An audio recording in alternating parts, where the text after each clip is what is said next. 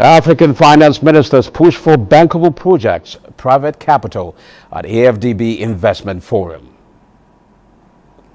Oil rises after OPEC Plus meeting maintains current output. Asia-Pacific market start December mostly lower with China's manufacturing data in focus. The program is Business Express, reaching you from Abuja, Nigeria's capital. I am Musa Abubakar, your guide.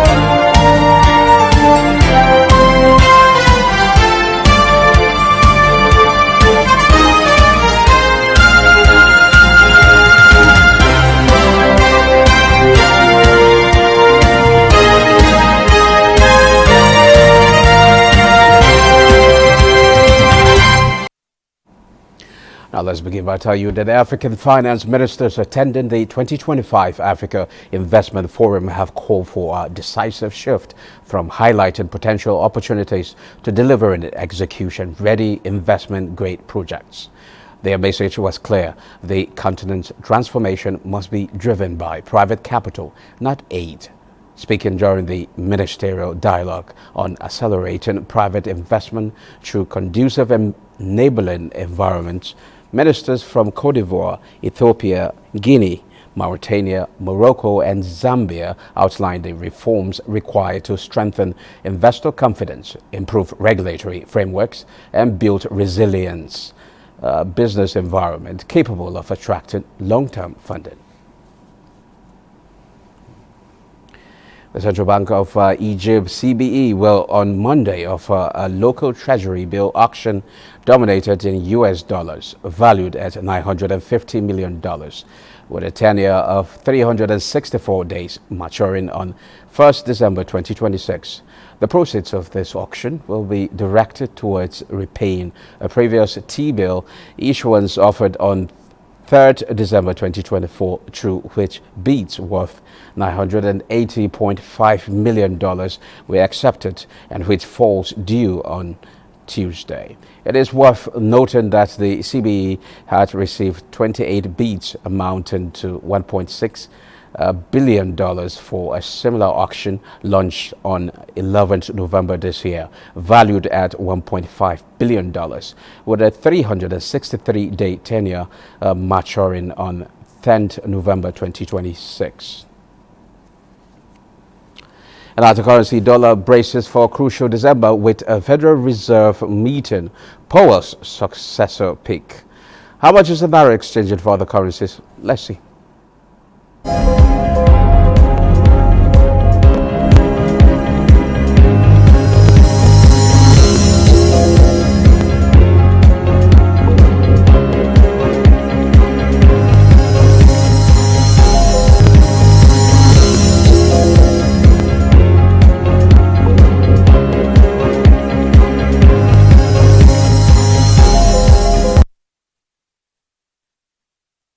Now, the president of the World Bank Group, Ajay Banga, recently identified sectors such as infrastructure, healthcare, agribusiness, tourism, and manufacturing as the 5 key sectors which can drive job creation in emerging markets in the coming decade.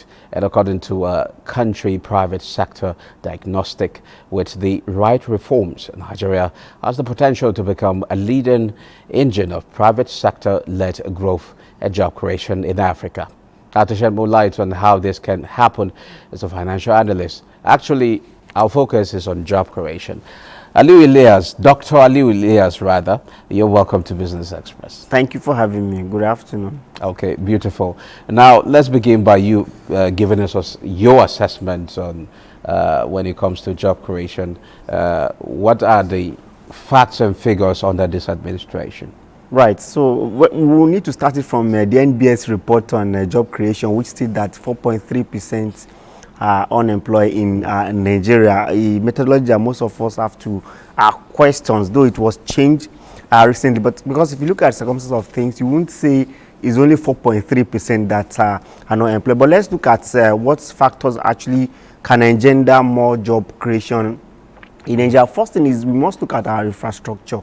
It's very, very important that we look at that infrastructure that makes people want to come to do business. And when you do business, they can actually bring about employment. Because if you look at our GDP consecutively now, you discover that service sector is taking the lead. But with service sector, can we get more people employed? The answer is just no, because service sector bring our portfolio investment compared to what a manufacturing company will bring, what's an industrial, much more if industry is taking what they can actually bring. So we must make sure we put everything in place to ensure that there is much more investment in those industry, there is much more investment in what we call a manufacturing sector, and we must also empower the small, medium scale businesses. This is where the employment is actually located, and we must do more to actually empower those sectors very well. I believe when you say investment into those sectors, service, besides service sector, you talk about manufacturing, you mean investment from the public or investment from government? Right. Which part should the government play and which right. part should... Government need to be very strategic to ensure that investments are in that area. So when we say investment, the first thing for small business is access to credit. When you have access to finance, you go there, you get... And that's why most of us, when we look at the new MPC meeting, the MPR, when you look at it, 27% with plus 50 minus 400, we discover that yes, we still say thank you, because we have seen that even though the major headline MPR is not adjusted, we have seen the adjustments in the corridor. So you must make sure that people are able to actually go to banks, borrow money to do business so that they can employ more people. Then in terms of manufacturing sector and even small businesses, you must look at two things, which is very key. You look at the transportation. That simply means the cost of operation. So if we look at the cost of operation, we are suffering from the issue of to buy energy. It could be petroleum, it could also be electricity. These are the things that we actually need to engender more business in it. So this thing must be intentional. You recall that government actually bring about CNG to actually help in terms of operational cost, but we have not seen it deep in solving the problem. So there must be reduction in operational costs for businesses to also come. Then there must be security is also a factor that we must look at very well, because people that will come and invest in manufacturing sector, you look at location of the business. Is it a place that is volatile? So a volatile economy does not attract more investment. So we must also work in that. So we must look at our security, access to finance, also reduce operational costs. Okay, you talk about some macroeconomic indicators such as inflation, the MPR, as you said. How does that affect the private sector ability to actually employ more people? Right. So I will tell you that our status now in terms of a macroeconomic indicator, they are very, very positive to attract more business. But does business comes overnight? The answer is no. So they want it to steady over time to see, because if you look at most of the macroeconomic indicator, they are positive and they are attractive enough, but we must be able to sustain it to a particular extent before we can actually start attract. So I will encourage the government. They are doing well in terms of macroeconomy. We must make sure that we're able to sustain it, and we must also now come and look at the other area which I talked about, operational cost. How do we make sure that the operational costs for businesses are much more lower, and how do we ensure that in terms of access to finance? There was a time I was in this studio also, I told you about allowing an NYC student to use his NYC as a collateral, or tell him to actually make available his traditional rulers to stand for he or she if he actually need 500,000 soft loan or 1 million naira. These are the things, because if you look at our small businesses, they employ over 50% of Nigerians. That simply means employment is in that area. So government must make sure that it invests in that area and make sure that people are able to access finance to actually do business. Now, do you see the small and medium scale enterprises closing the employment gap we have in the country? Say that again, please. Do you see the small and medium scale enterprises we have in the country closing the gap, unemployment gap in the country? 100%. That's the thing, because if someone who is a small business can scale to medium, what happens? That simply means from 2 employees, 3 employees, he's going to scale to 10. And if we are able to scale beyond the small to a large scale, it's going to be employing 200 300 people. So that's why we must focus on that area, empower these people, support them, reduce operational costs, and you see that it will bring much more employment into Nigeria. Now, beyond government announcement, what indicators should Nigerians actually look out for when measuring real job creation? Right. So if you look at real job creation, like I said, first and foremost is that when people are gainfully employed, if you recall, let's look at the calculation of government. Government says that according to NBS rather, if you have worked for 1 hour in 7 days, you are employed. You know, and if it's before, it's 20 hours in a week. So if they say you have worked for 1 hour in a week, that's in 7 days, you are employed. You see that it's far from the reality of what we actually see on ground. So we encourage government to look at that properly, because that would have given us an open one, you know, that will let us know the real status of Nigeria level of unemployment. And like we said, there must be incentivize people to come into businesses.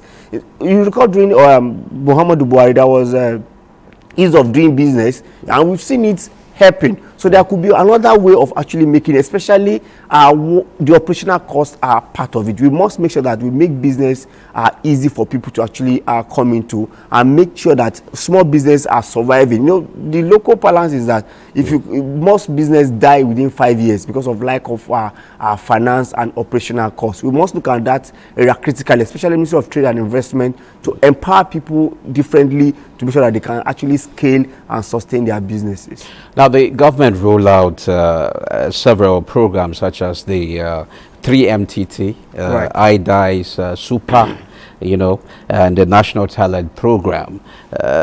From your analysis, which of these which of these initiatives show the strongest potential for you know, sustainable job creation? Right. So these are laudable efforts to actually make sure that Nigerians comes into business. But we have challenge of policy some and sort. You recall that our successful administration always come with different one. This one is also a good one. We must also trickle it down. Then beyond we sitting down in office and bringing about you know, solution for people, we must also do bottom up approach, because you have to look at people's businesses. What does this area need to actually scale their businesses? You know, someone in Sokoto and someone in Bayelsa, you know, their business, you know, need is actually different. So you cannot use one size fit all. That's what they are doing is good, but there should be a targeted, you know, strategy to actually develop people. I must tell you, it's a good effort to make people come into business and to support, especially the talent part of it. It's quite a good one.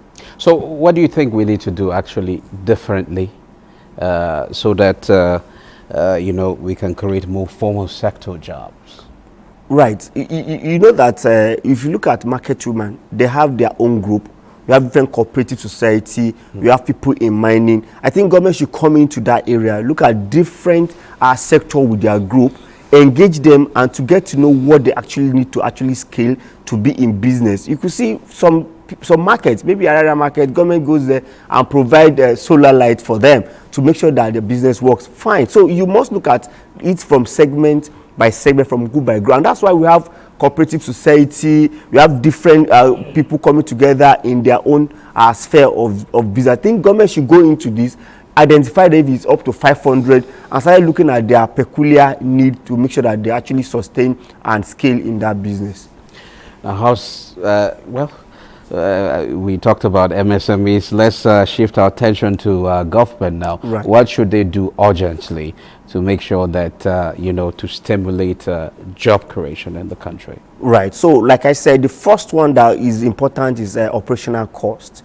So, if you look at small businesses, and most of us we are in that field, our major problem is operational cost. Now, when we talk about operational cost, we are looking at energy. You know, energy in terms of the PMS you need to buy to do operation. Yeah. You know, energy in terms of the electricity you need to buy. So, these are the area that I think is number one. Then, number two is access to credit, access to finance. There's a lot of business idea that is in need of money to actually finance it. If government can say, okay, bring about your proposal, like they used to do before, they can actually expand it. Bring your proposal. I think they're still doing it. Like the Bank of Industry, they come into, you know, guarantee small and medium scale enterprises. Honestly, Bank of Industry is actually doing well. Remember, there's a particular time we have also using NISA. You know, you have a lot of them. We need to scale them up more. Expand it so that people can actually grow. Our number is growing. I remember our population, our employment population is much more in MSME. That simply means it needs much more attention. More or less our private, sector. Exactly. So it takes over 60%, employ over 60. So if each person, you know, let's even do it calculation. If you have 50 million MSME and each of them employ 3, do that calculation. You know how it actually will reduce the employment in Nigeria. So it's critical we look into that area and support them as expected. Now let's have your outlook for 2026 in terms of job creation and looking at the renewed hope policy direction. Right. Looking at the current macroeconomic indicator, I think I must say this. It is quite positive. It's a good one because if you look at the inflation, it's actually coming down consecutively. If you look at the NPR, I'm sure we see that they actually reducing the terms of the corridor itself. And even if you look at the review, the message that comes from MPC, they also said by next year is going to be. So for me, first quarter of 2026 is going to be positive for businesses. It's going to be positive for Nigeria. All things being equal, ceteris paribus. So we hope that you know, from the way things are, if we can actually sustain it, especially the forex side of it, if the forex can continue to actually go down the more, this will cost of people, energy as well. Exactly. This will give people more purchasing power. It will give business ability to forecast. Because another problem that most business have is that can we predict what happens in the next 6 months? You know, the way we are able to actually see that consecutively for the past 6 months, things have been going as expected. We hope going forward to second quarter of 2026, things will continue to be going down. Perhaps we will see single-digit inflation. Well, that's where we are driving at. We hope to see that. Right. Well, thank you very much, Dr. Aliu Ilyas. It's always a pleasure having you on the program. Thank you for having me. Now let's head to the commodity market where gold ages up in Asian trade. Let's now take a trip to the commodities market.